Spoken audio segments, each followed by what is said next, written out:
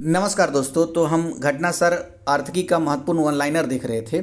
तो एक पार्ट हो चुका, ये लास्ट पार्ट है उसका। सबसे पहला पॉइंट है कि कर प्रशासन को मजबूत करने के लिए भारत ने किस देश के साथ टैक्स इंस्पेक्टर्स विदाउट बॉर्डर्स पहल की शुरुआत की है? तो भूटान के साथ।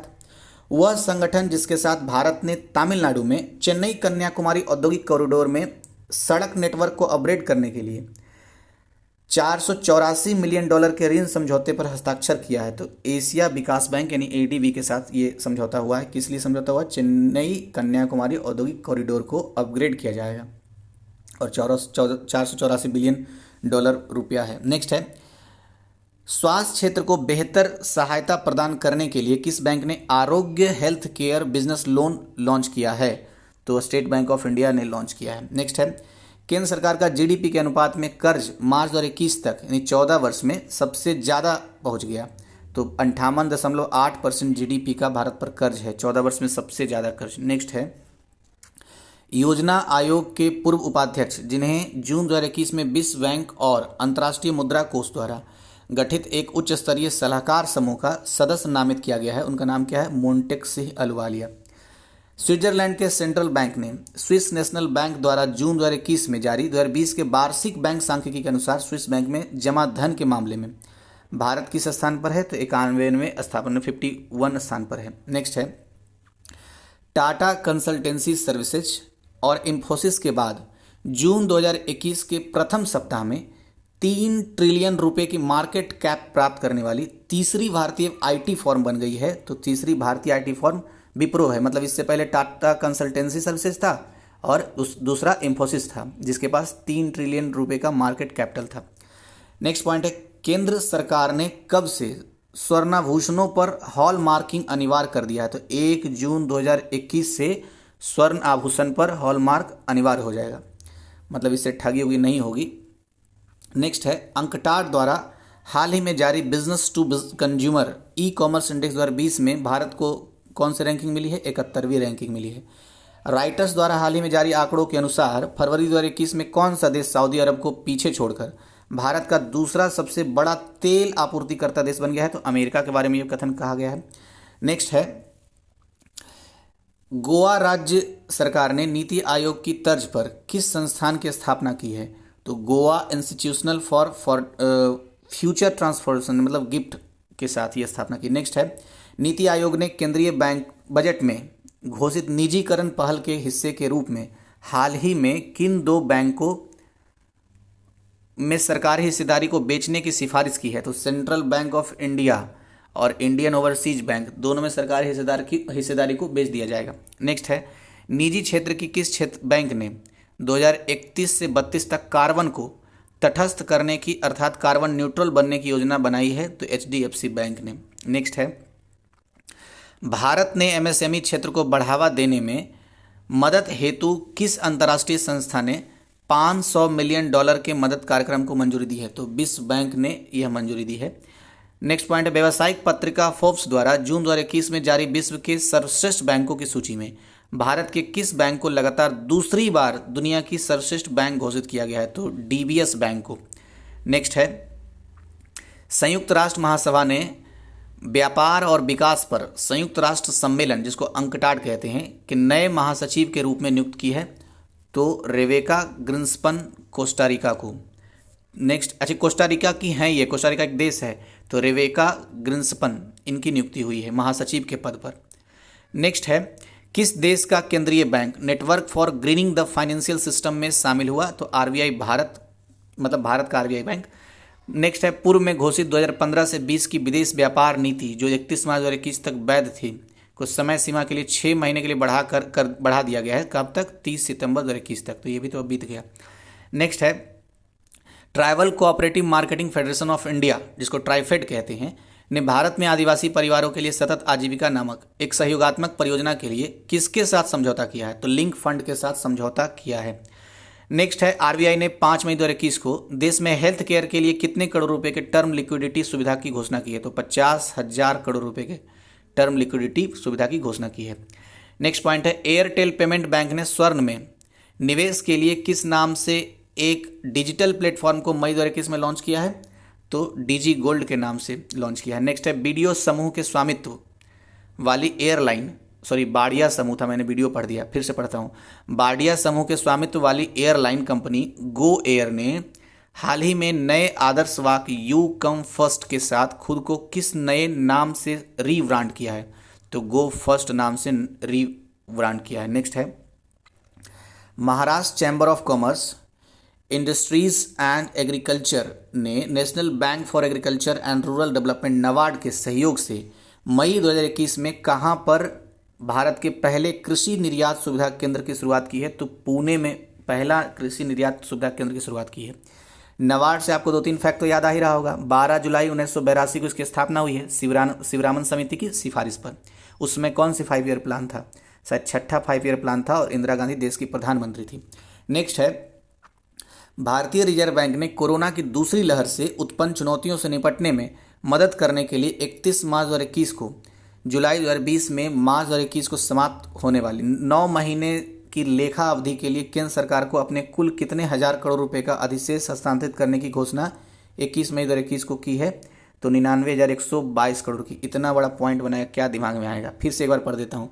भारतीय रिजर्व बैंक ने कोरोना की दूसरी लहर से उत्पन्न चुनौतियों से निपटने में मदद करने के लिए 31 मार्च 2021 को समाप्त 9 महीने की लेखा अवधि के लिए केंद्र सरकार को कुल कितने हजार करोड़ रुपए के अधिशेष हस्तांतरित करने की घोषणा की है? तो 99,122 करोड़ रुपए की। नेक्स्ट है, केंद्रीय बजट 21-22 में घोषित बैड बैंक का पहला सीईओ हाल ही में किसे नियुक्त किया गया है? तो पद्म कुमार माधवन नायर को। फिर से बोलूं क्या?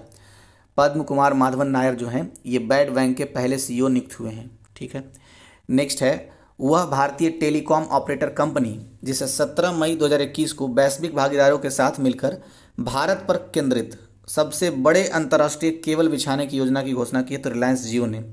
नेक्स्ट पॉइंट है, बांग्लादेश ने किस सार्क देश के साथ $200 मिलियन का करेंसी स्वैप समझौते को मंजूरी दी है? तो श्रीलंका के साथ। नेक्स्ट है, वित्त वर्ष 2020-21 में कौन सा बैंक कॉरपोरेट ब्रांड सौदों के शीर्ष व्यवस्थाकर्ता के रूप में उभरा है? तो HDFC बैंक। राहुल बजाज की जगह किसे बजाज ऑटो का नया अध्यक्ष 1 मई को चुन लिया गया? तो नीरज बजाज को। नेक्स्ट है, किसे RBI का चौथा डिप्टी गवर्नर नामित किया गया है? तो T रविशंकर को नामित किया गया है। भारत की निजी क्षेत्र की वह बैंक जिसे Asia money best bank award 2021 में India's best bank for SME चुना गया है? तो HDFC बैंक को चुना गया है। नेक्स्ट है, कौन सा राज्य मनरेगा के मामले में सर्वाधिक रोजगार देने वाला राज्य बन गया? तो छत्तीसगढ़। नेक्स्ट पॉइंट है, अप्रैल 2021 में RBI द्वारा महाराष्ट्र के किस सहकारी बैंक का लाइसेंस रद्द कर दिया गया है? तो भाग्योदय सहकारी बैंक का लाइसेंस रद्द कर दिया गया है। वह भारतीय ई-कॉमर्स कंपनी जिसने अप्रैल 2021 में यात्रा बुकिंग कंपनी क्लियर ट्रिप का अधिग्रहण कर लिया, तो फ्लिपकार्ट ने अधिग्रहण कर लिया है। देखिए RO करंट अफेयर के नाम से एक प्लेलिस्ट बना हुआ है, तो उसमें देख लीजिए कि कौन कौन से करंट अफेयर है और आप किसको रिवीजन करना चाहते हैं। नेक्स्ट है, वह यूरोपीय देश जिसने अप्रैल 2021 में नई डिजिटल मुद्रा बिटकॉइन को जारी करने की घोषणा की है? तो बिटकॉइन को जारी करने की घोषणा ब्रिटेन ने की है। नेक्स्ट है, मई 2021 में किस बैंक ने आई चूज माई नंबर सुविधा शुरू की है? तो जन स्मॉल फाइनेंस बैंक ने यह शुरू किया है, I choose my number. Next है, अच्छा इसी के बारे में एक फैक्ट और है, यह सुविधा बैंक के मौजूदा और नए ग्राहकों को अपनी पसंद की संख्या को अपने बचत या चालू खाता संख्या के रूप में चुनने का विकल्प देता है। नेक्स्ट है, confederation of all India traders 11 मार्च 2021 को कौन सा पूर्ण भारतीय online shopping e-commerce mobile app launch किया है? तो भारत ई मार्केट ने। नेक्स्ट है, RBI ने वाणिज्यिक बैंकों के प्रबंध निदेशक और मुख्य कार्यकारी अधिकारी के कार्यकाल को कितने वर्षों के लिए सीमित कर दिया है? तो 15 वर्ष के लिए सीमित कर दिया है। ICICI बैंक ने खुदरा व्यापारियों के लिए किस नाम से एक डिजिटल और संपर्क रहित बैंकिंग सेवा की शुरुआत की है? तो मर्चेंट स्टैक के नाम से शुरुआत की है। किस बैंक ने संपर्क रहित रुपए कार्ड लॉन्च करने की घोषणा की है? तो संपर्क रहित रुपए कार्ड लॉन्च करने की घोषणा यूनियन बैंक ने की है। सरकार ने निजीकरण के लिए किन 4 बैंकों को सूचीबद्ध किया है? तो bank of Maharashtra, bank of India, Indian overseas bank और सेंट्रल बैंक ऑफ इंडिया को। अपना स्वयं का डेबिट कार्ड लॉन्च करने वाला पहला सरकारी स्वामित्व वाला वित्तीय संस्थान बना है तो केरल वित्तीय निगम, KFC जिसको कहते हैं। ये KFC वो खाने वाला KFC डोमिनोज वाला नहीं है, ये केरल वित्तीय निगम है। नेक्स्ट है 29वें ग्लोबल HRD कांग्रेस पुरस्कारों में किस बैंकों को मानव संसाधन में सर्वश्रेष्ठ सेवा प्रदाता पुरस्कार से सम्मानित किया गया है? यूनियन बैंक ऑफ इंडिया को। 1 फरवरी 2021 को जारी 15वें वित्त आयोग की रिपोर्ट में वर्ष 2021 से 22 से 25 से 26 के बीच राज्यों को केंद्र की विभाजन योग्य प्राप्तियों में कितना प्रतिशत हिस्सा देने की सिफारिश की गई है? तो 41%। पहले था 42%, लेकिन जब से ये केंद्र शासित प्रदेश एक बढ़ा है ना, जम्मू एंड कश्मीर, और नहीं 2 बढ़ गया ना केंद्र शासित प्रदेश, जम्मू एंड कश्मीर और ये लद्दाख, तो 1% उसी के लिए काट लिया गया है शायद। नेक्स्ट है आर्थिक समीक्षा 2020-21 में भारतीय अर्थव्यवस्था में किस प्रकार के सुधार का उल्लेख किया गया है? तो भी प्रकार के मतलब भी आकार का सुधार का संकेत किया गया है। नेक्स्ट है समीक्षा के आर्थिक समीक्षा के अनुसार देश के सकल मूल्य वर्धन में कृषि और संबंध क्षेत्र का योगदान 19-20 के लिए स्थिर मूल्यों पर कितना रहा? तो 17.8% रहा है। मत्स्य पालन क्षेत्र का कुल राष्ट्रीय जीवीए कृषि जीवीए में कितना प्रतिशत योगदान रहा? आर्थिक समीक्षा के बाद पूछ रहा है। तो 1.24% और 7.8% ये रहा है। 1.24% किस चीज़ के लिए रहा है? मत्स्य पालन क्षेत्र में। और कृषि में जीवीए में योगदान रहा है 7.28%। नेक्स्ट पॉइंट है केंद्रीय बजट 2021-22 में कब तक ब्रॉड गेज रेल मार्गों का 100% विद्युतीकरण करने का लक्ष्य रखा गया? तो 2023 तक ये लक्ष्य रखा गया। जितना भी ब्रॉड गेज मार्ग है ना, सबका 100% विद्युतीकरण कर दिया जाएगा।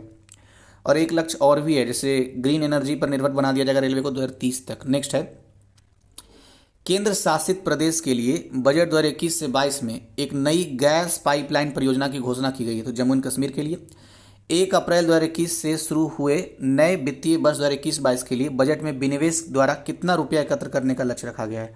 तो 1.7 मतलब 1,75,000 करोड़ रुपये विनिवेश से प्राप्त किया जाएगा। नेक्स्ट है वित्त वर्ष 2020-21 में राजकोषीय घाटा जीडीपी का 9.5% रहा, जबकि 2021-22 में इसके जीडीपी का कितना प्रतिशत रहने का अनुमान है? तो 6.8%। भारतीय रिजर्व बैंक ने आरबीआई डिजिटल भुगतान सूचकांक की शुरुआत कब से की है? तो 1 जनवरी 2021 से शुरू की है। नेक्स्ट है अमेरिका ने किन देशों के प्रति सख्त रवैया अपनाते हुए करेंसी मैनिपुलेटर यानी मुद्रा में हेराफेरी करने वाले देशों की निगरानी सूची में डाल दिया है? तो भारत सहित 10 देश को डाल दिया है। केंद्रीय बजट 2021 से 22 में बीमा कंपनियों में स्वीकार्य एफडीआई सीमा को 49% से बढ़ाकर कितना कर दिया गया है बीमा कंपनियों के लिए? 74%। नेक्स्ट है उच्च शिक्षा तक पहुंच बनाने के लिए केंद्रीय बजट 2021-22 में कहां पर एक केंद्रीय विश्वविद्यालय की स्थापना की घोषणा की गई है? तो लेह लद्दाख में। नेक्स्ट है केंद्रीय बजट 2021-22 में रेलवे के लिए कुल कितने का बजट आवंटित किया गया है? तो 1,10,055 करोड़ अब तक का सबसे ज़्यादा ये आवंटित हुआ है। नेक्स्ट पॉइंट है भारत की वह ट्रैक्टर कंपनी जिसने हाल ही में भारत का पहला electric tractor tiger electric launch किया है? तो सोनालिका ने लॉन्च किया है। केंद्रीय बजट 2021-22 में देश में कितने नेशनल इंस्टीट्यूट फॉर वायरोलॉजी के निर्माण का प्रस्ताव किया गया है? तो 4 नेशनल इंस्टीट्यूट फॉर वायरोलॉजी के निर्माण का प्रस्ताव प्रस्तुत किया गया है। समाप्ति होने वाला है। समाप्त 1 पॉइंट और बचा है। समाप्त होने से पहले मैं आपसे निवेदन करता हूं कि अगर आपने चैनल सब्सक्राइब कर लिया है तब तो दिल से थैंक यू, नहीं किया है तो प्लीज़ सब्सक्राइब कर लीजिए। नोटिफिकेशन से दिक्कत होता है तो उसे ऑफ कर दीजिए, लेकिन जरूर सब्सक्राइब कर लीजिए। मार्च तक 1000 पुराने हैं, अन्यथा चैनल बंद हो जाएगा। नेक्स्ट है इंडियन ऑयल कॉरपोरेशन द्वारा 1 दिसंबर 2020 को देश में पहली बार 10 शहरों में किस प्रकार के पेट्रोल को लॉन्च किया गया है? तो 100 ऑक्टेन पेट्रोल को लॉन्च किया गया है। तो इस तरह से आपका खेल, पुरस्कार और आर्थिकी तीनों समाप्त हो गया। अब 2 और बचे हैं, उसको जल्दी मैं अपलोड कर दूंगा। धन्यवाद।